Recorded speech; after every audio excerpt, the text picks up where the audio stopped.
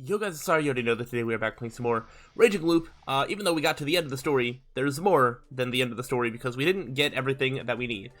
So there's Revelation Mode, which is reading the story again, except for with new scenes this time, which we are going to do after we do these extras. So in the extra menu, there are 5 different stories that I guess are just sort of side stories or something like that, and we are just going to start reading them. I don't know how long they take. But apparently they don't take too long, so I don't know if it's just going to be one per episode. I don't know if I can try and fit more than that. We're going to jump into these, and then once I'm done reading all of these, then we will go into Revelation Mode, so we can fully 100% complete this game. That is the plan moving forward. So let's go ahead, not waste any time, let's hop into Huntress vs. Bear. Illusion Comedy. The land of the Great North brings with it a trial, a fight with a new god, the bizarre adventure of an unfunny hero and a swindler. Sure, let's see what this is about. Now this is a predicament. It really is. I, Haruaki and she, Chiemi Serizawa, we're in a predicament. Wow, what a cliched phrase. It's so shitty. Hold on, pretty woman, shouldn't say shit.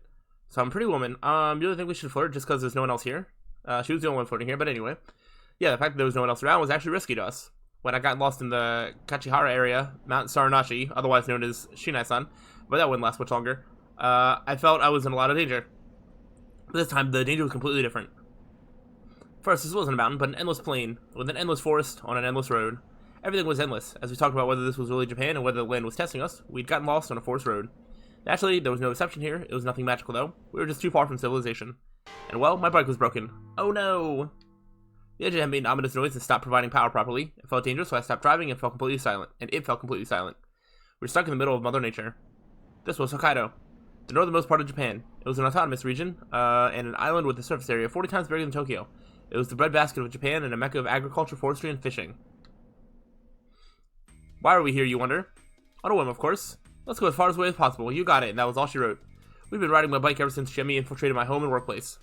We went up north and took a ferry in Sendai to Hokkaido. While being jostled around by the boat for a whole day, I did consider whether going as far away as possible was a good idea. But the difference in air and scenery we found once we disembarked swept all those doubts away. This was definitely a special place. I could totally understand why so many people insisted on spending money and time going on bike trips to Hokkaido. The experience of escaping the heat of Honshu and going through a pleasant, open space full of life was precious. Naturally, the trip was great up until this happened, but we are now at a significant risk of changing our minds. But I learned maintenance in case of events like this. I even have some tools. Oh, you did say that. To think you were so undependable back then. I can hardly recognize you. Crap, this ain't fixable. You're really great at disappointing girls, huh? No, I mean, look. Whoa, it's completely busted. And look at this fluid. It's so wet, yet it still tries to work. What a slutty bike. You were doing that on purpose? Don't underestimate my pervertedness. Jokes aside, this is pretty bad. Did we hit something? The tube providing coolant had completely fallen off. Hell, the metal parts supporting it were destroyed. I had no memory of hitting something. It wasn't bent anyway, and the damage was very clean. Might be an early failure. Whoa, that sucks. And it's new too. Well, at least you know exactly what's wrong. We lost the coolant and the engine had overheated. That was that. Fortunately, I couldn't connect this pipe properly, but I could just barely fix it with the duct tape I had. For now, if I cooled off the engine and found some water nearby to replace the coolant, we could continue going even if the water leaked. So, do you have anything we can use for water? Yep. Hokkaido was a long trip, so we didn't come completely unprepared. There's some plastic containers on the bike that made it look pretty uncool, and Chiemi had a rucksack on her. They had some food and clothing for colder climates inside, and one of them had 2 empty 2-liter plastic bottles. It was pretty hot yesterday, so we emptied the sports drinks aside and just kept them with us. It was cloudy and chilly today. It was better than the blazing heat, but that caused me to forget to get some water. Alright, let's park the bike on the side of the road and get some water. We gotta get enough to make up for the leaks and get the thing repaired once we get somewhere where we can do it. That seems like the best way. Where can we get water here, though? According to the map, there's a river beyond this forest. It'll work out if we can get there. Sure we won't get lost? It's about 1 kilometer in. Not that risky. And even if we get lost, we can just follow the river and come across this road at the bridge a few kilos down. Isn't it dangerous? I don't know what kind of river it is, but if it seems dangerous, we can just stay away. At worst, we can just walk to the settlement just a dozen or so kilometers away. How's that for a plan? Good enough. After that incident, we become a bit more careful than before. Why? Because we now only had 1 life and no resets. Both Chiemi and I were the kind of push ourselves a bit too hard, so situations like this could often endanger our lives. Thus, we would casually but with certainty focus on safety. I was careful not to drive dangerously, and Chiemi was learning a lot about such trips from the handbook she brought along the way. For a couple that had repeatedly killed each other in the dream, we actually had a pretty nice thing going. Sorry for the trouble.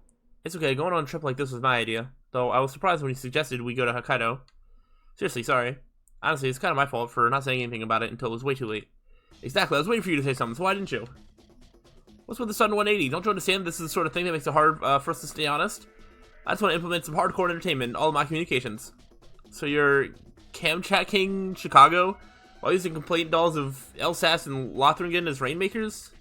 Yeah. Oh yeah? What the? That's a bear. That's a bear. That scared me.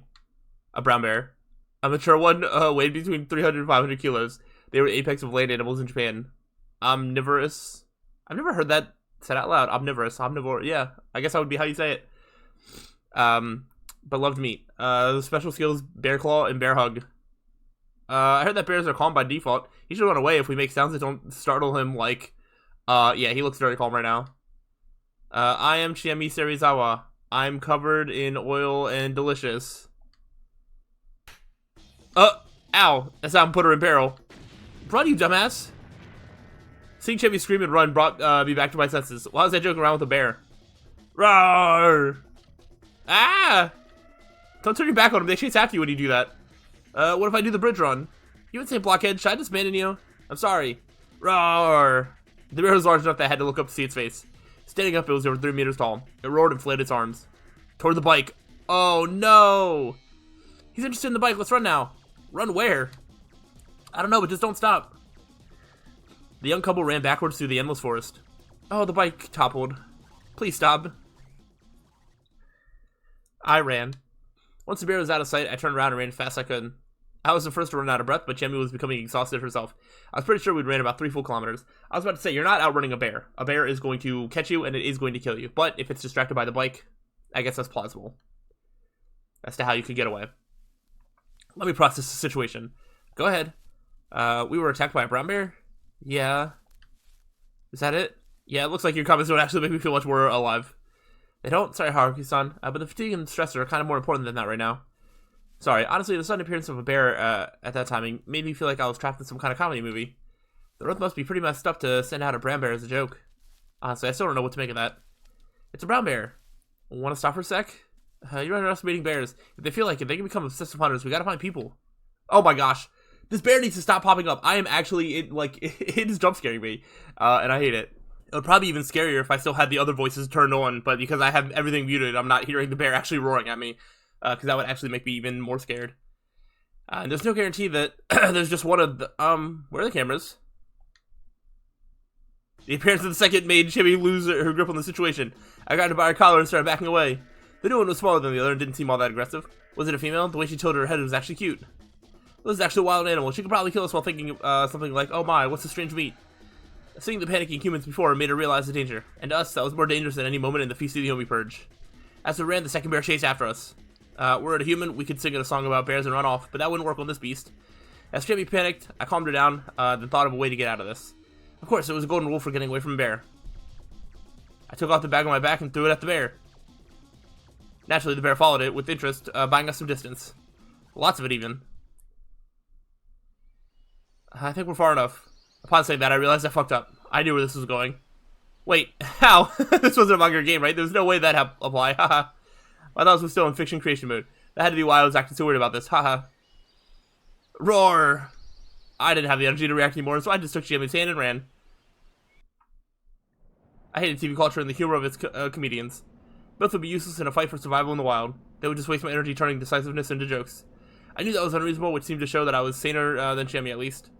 If I survive, I'll trash all the TV sets that did bear pranks, and all anime with bears in them. She charged as fast as she could, and her voice was dense with madness and seriousness. Crap, I needed her to stay sane.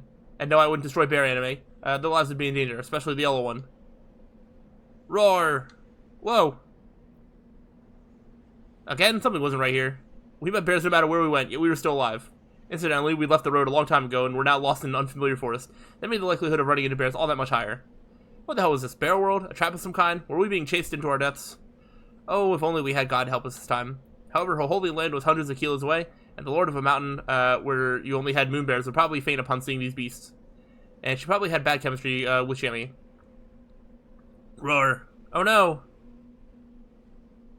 Chiemi had said that right after the incident. She'd left Yasumizu and returned to college. Though she no longer thought that she didn't belong there, she didn't consider Yasumizu to be her ultimate home. Also, well, she probably cared about me too. That was why she got in touch with Mitsuji and became friends with her. Human relations show her something. Roar! Yeah, this bear's still here. What I wanted to say was, that was the reason why I thought that she and God wouldn't get along, since God was basically tied to that general area. After the incident, Chiemi had been able to settle the score with God and change her perception of the concept. However, that didn't mean that she could get along with her. Unlike her, I couldn't see God, but I figured that she no longer loomed over her. Roar! Oh no! Oh no! As we ran around, not sure what was going on, we arrived at a certain place.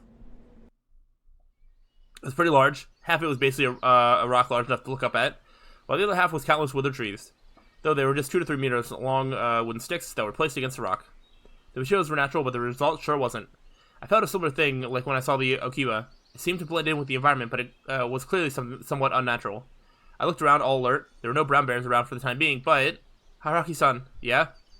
There's God here. Huh? Chiemi looked at the structure with distant eyes. She then closed them, joined her hands, and bowed. It looked so extremely natural and spontaneous that I didn't know how to react. So I joined my own hands. Let's use it. Huh? What do you mean? There's a home someone left. A home? Does it have, like, bear repellent, like, on it or something? I walked up and realized she was speaking the truth. All that running took us from a plain to a mountain area. The trees here were paired with large boulders. The large rocks in the mall, canopied by by an overhang of withered trees, had a little bit of space on the inside you could live in. The boulders and the withered trees were like a roof and walls. Of course, it did little against the rain and wind, but it could handle snow probably. This might have been a winter residence. There was dried grass near the withered trees too, and indeed this did seem like a proper dwelling. The iron pan hanging on one branch made it clear that someone had been living here. Upon the intrusion, unperturbed, Chiemi promptly took off her shoes and entered. She then sat down in the middle. Haruaki-san, let's rest here. It's safe, apparently. Apparently? Who did she hear that from? I'd asked, but I figured it was pointless. I then took off my shoes, which was probably some sort of gesture of respect, and sat down on the soft, dry grass.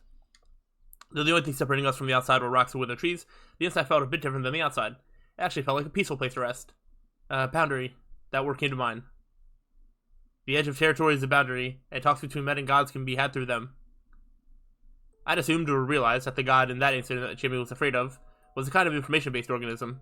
It was hard to admit it, but it had a human-like awareness and intelligence, though I wasn't sure about a sense of identity. Anyway, unlike other organisms, it didn't need a body, DNA, or any physical memory storage to sustain its life or its information. It used some way of recording itself in natural and artificial objects as elaborately concealed information.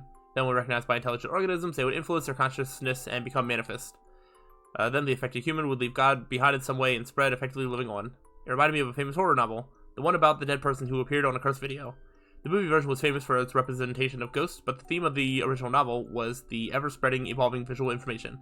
Video was itself a type of data too, and conversion flaws, editing, and changes in film were like DNA mutations.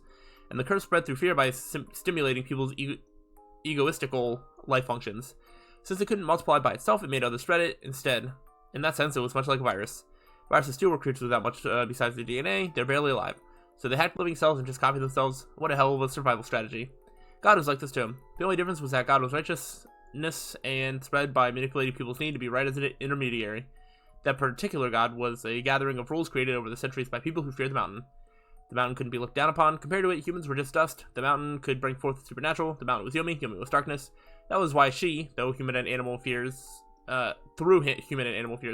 could completely control humans and animals that acknowledged her. However, God wasn't almighty. Since gods were righteousness, or the state of being right, and prioritized what was right above all, they were bound by their own rules. The primary problem was residence. Though Japan wasn't too religious, there was a latent idea that there was a god living in everything. However, that meant not everything in their lives was controlled by a single god. Eating, excreting, reproducing, working, sleeping, crimes, marriage, funerals, festivals, the idea was that everything in life was controlled by a different god. That meant that the sphere in which a single god reigned, not necessarily physically, was extremely and strictly limited. The god Naharu-chan represented the mountain, Yomi, darkness, and dreams. Thus she couldn't manifest anywhere else, as long as she continued doing what was considered right.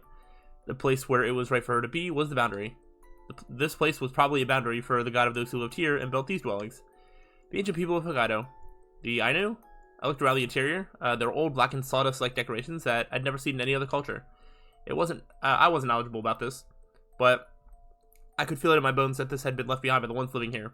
We were receiving help from a different culture. It was best to think that the whole thing with the bears wasn't some natural gag. Like that was a thing.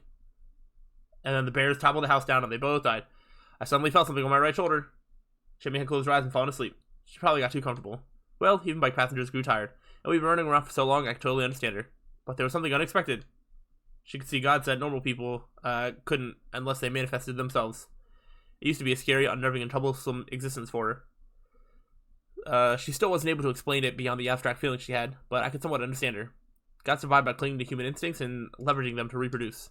However, that action was only beneficial to the god, not the people. In fact, we'd recently dealt with a god that was so warped, that was warped so badly, it made people kill themselves or others, though it had been distorted by the human work known as the Shinai faith. God had a mind of its own and could easily force the people into destroying themselves for its sake. Chiemi could actually see it. It was covering most people she knew, and that was surely a scary idea. I was sure I would have been scared of and hated God if I was in her shoes. I wanted to set my own rules after all. Chiemi said that I had no God on me, and that was probably true. I had no sense of right and wrong. The most I could do was copy other people's rightness. Being fixated on my own rules instead of what was right was probably my way of rebelling against God. But rebellions often failed, and that was why it ended up housing God inside of me a few times. If I'd lived in that mountain alongside Rikaku-san, I might have become a righteous person too. Though with Rikaku-san, I couldn't be sure. She might have infected me with her arrow grotesque god and turned me into her demonic servant. That actually didn't seem that bad. I was pretty interested in destroying Japan with Rikaku-san's sexy ass alongside me. Okay. Why are you grinning like that? I'm enjoying your warmth. I'm not enjoying your lie, though. Sorry. I just had some bad thoughts. I really am glad to have you with me. Well, you're a guy. I'll allow it. You awake? Yeah, I had a dream. What kind? Well, I was surrounded by brown bears. That was real. Hey, the dream was full of brown bears, too. Though they were a bit different, and I didn't find them scary. One of them actually talked to me. What a fairy tale. I wanted to say that out loud, but I couldn't. In many cultures, dreaming was the right way to meet God. What did he say? She spoke words I didn't know, but I knew what they meant. Send him over. Him? Who? I did have an assumption, though. I also guessed why we were sent here. Or why we, or just her, were chosen. Do you know where we're supposed to go? Probably. What's the method? Chiemi closed her eyes and searched through the dry grass spread out on the ground. Found it. She took it out. A quiver? It was made of wood and leather, and there were detailed patterns carved on its sides. Inside, there were 3 bright brown arrows. The feathers were brown and white, probably belonged to a bird of prey. All of it seemed too new to be relics. There's a bow here, too. Chiemi took a bent wooden stick. It was also really elegant and had an amber string at one of its ends. She skillfully bent it, picked up the string, and hooked it to the other end. With that, the bow was complete. I thought you only knew how to use guns. Well, that's what I thought too, but I somehow just knew how to do this. She put the quiver over her shoulder, took the bow in hand, grabbed the string along with the other, pulled it back and released. A sound. I'd heard that playing with bowstrings repelled evil, but I wasn't sure if that applied here. But can you send him with this? I wasn't knowledgeable about this, but that bow and arrow seemed too weak for a proper battle. We're using poison, apparently. Poison? Yeah, the one that killed you once. Now that wasn't something I wanted to remember. Found it. She crouched before some grass that had patches of purple on it. Aconite. Yeah, you could also use some jack-in-the-pulpit pine resin river bug. There's no river here. Whatever. This'll work. You're being like Moshi right now. You're not wrong. Sure you're not being controlled? Yeah, I just feel that the brown bear in the dream taught me this. I see. It was divine info, and I knew various ways through which it could be passed on. One example was the methodology behind the feast, which was too thorough for it to be a word of mouth. I couldn't perceive the god here or the bear dream Chiemi had seen. The talent for seeing God might have been more powerful and profound than it first seemed. I'll dig. Thankfully, I still have my biking gloves. It's better than doing it barehanded. You sure? Yeah. I can't do much besides help after all. Huh? Well, you're helping, but I want you to help me with something more serious. I had no idea why, but I instantly understood that the role she'd give me was bad news. Anyway, I'll just dig. Thanks. Whatever. This is a good role split. After all, she was the hero who killed God. Oh, there's a bear. As I dug up back at night, I realized there were brown bears watching over us from a distance. Just watching, though, not closing in. We knew they meant no harm this time, so neither Chiemi nor I were afraid. Oh, that's good. I just understood that this was just the kind of place it was. I brought back the poisonous plants, and we placed their extract in one of the plastic bottles. We then dipped the tips of the 3 arrows in, creating the poison arrows. While we worked, Chiemi was whispering something as though she was praying. It was a prayer to the god of poison, one of countless gods of the Yayorozu. Her sincerity made it impossible for me to joke about it, so I just silently watched over her. Honestly, I found her beautiful right now. Fantastical, even. I could almost imagine her wearing the ancient traditional clothing of the people who lived here. Other things that came to mind were eagles, wolves, and blonde ninjas. Crap, that was just fiction. Be gone, my weird delusions. Also, I had no business being in touch with any god. That wasn't in my nature. I simply wanted to be free from anything, god or not, trying to bind me and do whatever I could as a free man. In this case, that was. Anyway, you'll be bait. I expected this, goddammit. I laughed when the bear in the dream said that. It didn't matter if you died. Why do gods look down on me so? Well, I could understand them, though. Anyway, I parted ways with Chiemi and started looking around all by myself, though I was actually just carefully moving forward. This was an animal trail. The grass carpet here was thin, and the young trees siding it were like a fence, making it somewhat clear that it was actually a road, a beast path. Body odor, reek of excreta, remains of hair, claw marks. They have plenty of info for you to conclude that this was beast territory. Unfortunately, we humans weren't sensitive enough to catch such hints. Thought so it was easy for us to get lost in the beast trail. It wasn't meant for human feet. It led to the realm of the mountain god. However, I didn't feel like I could get lost here. The gazes of the brown bears at the sides kept me on the road. That meant that I was on the right path. This was the path once crossed by the god we'd hunt. Chiemi was hiding about 100 steps behind me. Now I just need to wait until it showed up. What's going to show up?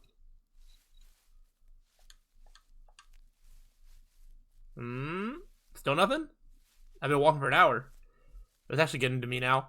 Was Chiemi still behind me? How was the divine mission she'd been given even right? What if we had to do something completely different? Like sacrifice me, for example. Well, I really didn't think I was hated enough to become a target right away, but still. What if our positions were reversed? If it was me, leading someone stuck in Hokkaido into a super dangerous scenario, then as I somehow survived, cracking a smile and telling them it was just a prank, man, would that be fun.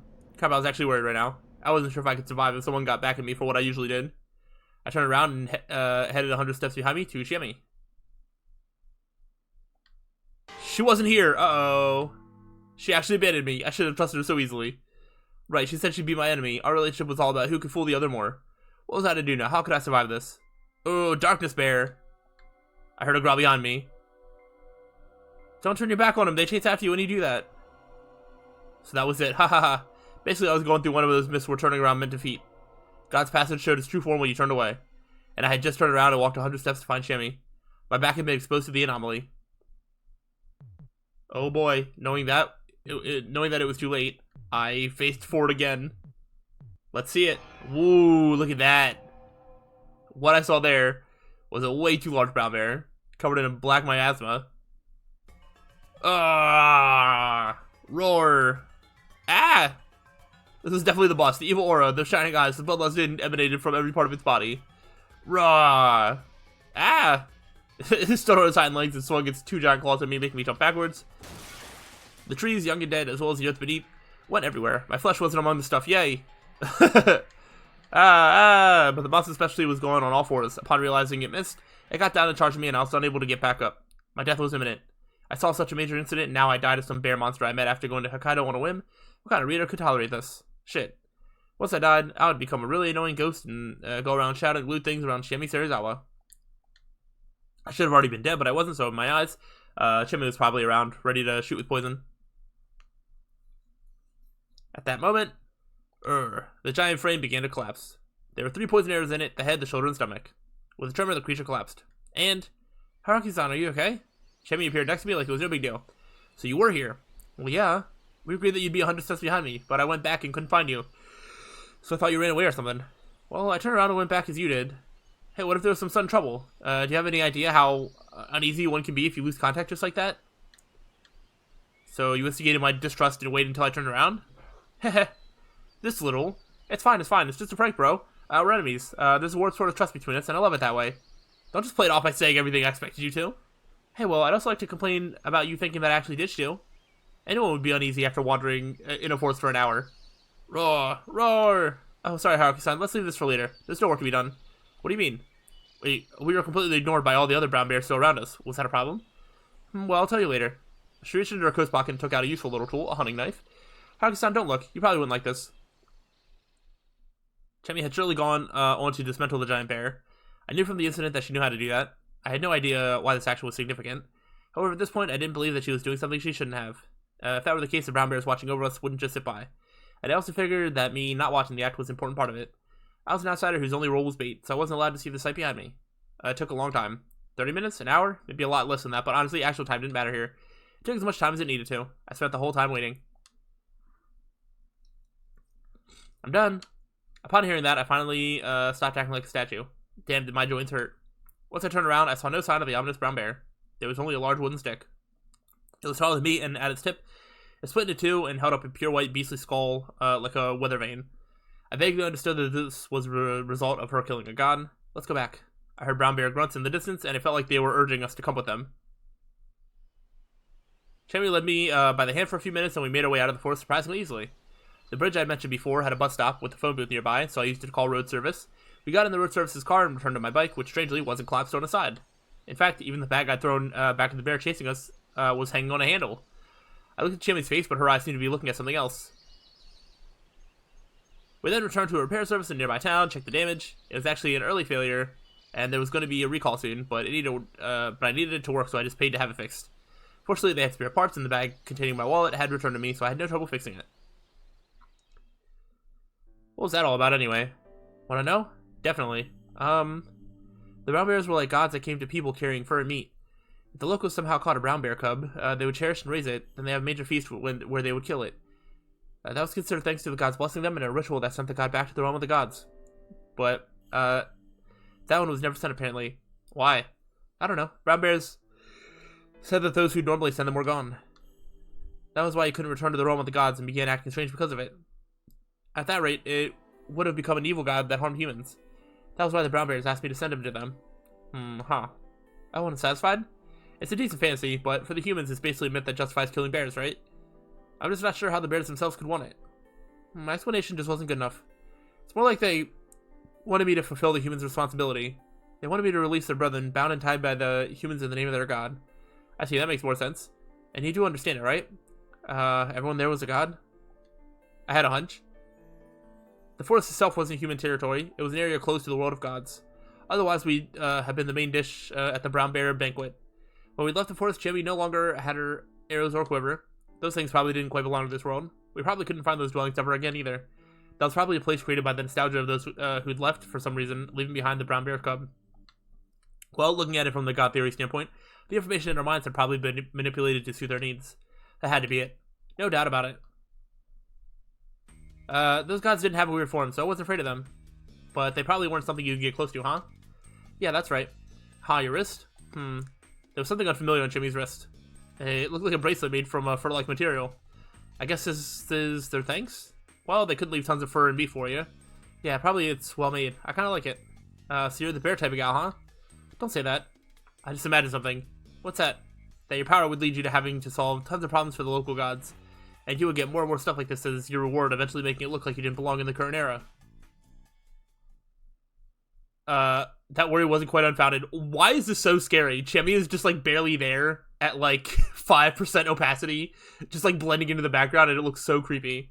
Chiemi had been born as the child of the snake and was exiled because of the corruption of Yomi, especially as a girl from a family that watched over things might emerge with her fear of God to let her see God. She started out as a ruffian born into a harsh environment, but eventually she learned things, became strong, and grew up into a fine woman. Not to mention she had a hell of a weapon.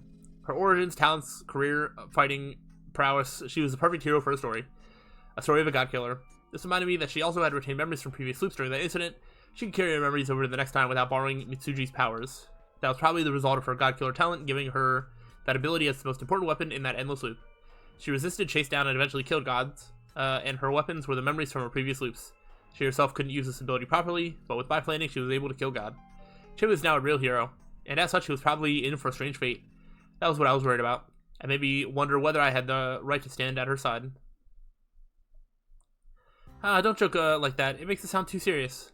Yeah, haha. I played it off as nothing, and thankfully she didn't notice. But that would be kind of interesting. I mean, it'd be a god hunt where I got more and more exotic goods with every kill. God Slaying Princess, movie 1? Wow, that sounds so chuny. Roar! Oh, not a bear. Hey, there's a bear 200 meters ahead. It's coming right at us. Is it a god who has another job for you? It's probably just a wild brown bear gone violent. A bear! There's a bear! Call the police! Call the Matagi! Kimuna, Kabai, calm yourself. Let's run. Let's run. And so we'd experienced another divine, paranormal, incomprehensible scenario. Chiemi Serizawa, the hero, had gained some EXP, and I, who lived in reality, didn't quite like it. Though, if our journey continued, I would soon become unable to deny it. And oh man, that was so scary I couldn't bear it. The end. Alright, that was the story. I'm kind of getting the vibe that I'm not going to really be super into these stories. That was kind of... didn't really add much, and it kind of kept going on when it didn't feel like it had to. But we're already this far deep. It's only 4 more stories, and then we can get back to more interesting stuff. But maybe these are a little bit better. I don't know. I don't think I'm super into the Haruaki and Chiemi like dynamic. Like, they're just like whatever, and they kind of, they don't annoy me, but it's just like they kind of play themselves out like a bit too much, and it just goes on and on and on. So yeah, that was the first story. Not a good first impression, but I'm still gonna read the others because I said that I was going to. So let me know if you enjoyed. But I guess I will see you on the next time for the next story. We're just gonna looking at the length of this one, it's probably just going to be one per video. So that is the plan. So I will see you guys on the next time. Till then, peace out.